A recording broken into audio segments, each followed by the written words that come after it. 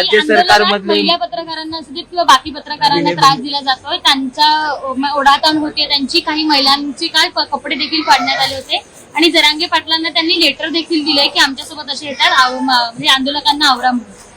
माझे दोन ह्याचे भाग आहेत. एक तर मला वाटतं जरांगे पाटलांनी कालच त्याच्यावर स्टेटमेंट केलेलं आहे, पहिला मुद्दा. दुसरा मुद्दा की महाराष्ट्राचं सरकार लॉ अँड ऑर्डर करते काय, हा पण प्रश्न येतोच ना. म्हणजे मग सुरक्षितता द्यायला महाराष्ट्र सरकार कमी पडतंय का, हे मान्य केलं पाहिजे. मग सरकार हटवा.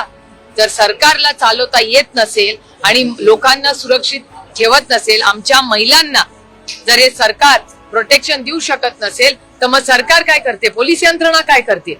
पोलीस यंत्रणा आहे ना, सगळ्या बिचाऱ्या आमच्या पोलिसांच्या पण सगळ्या सुट्ट्या सरकारने केल्या पाहिजे, ओनरशिप घेतली पाहिजे होम मिनिस्ट्रीनी. होम मिनिस्ट्री काय करते, त्यांचा इंटेलिजन्स काय करते, इंटेलिजन्स फेलियर आहे या सरकारचा.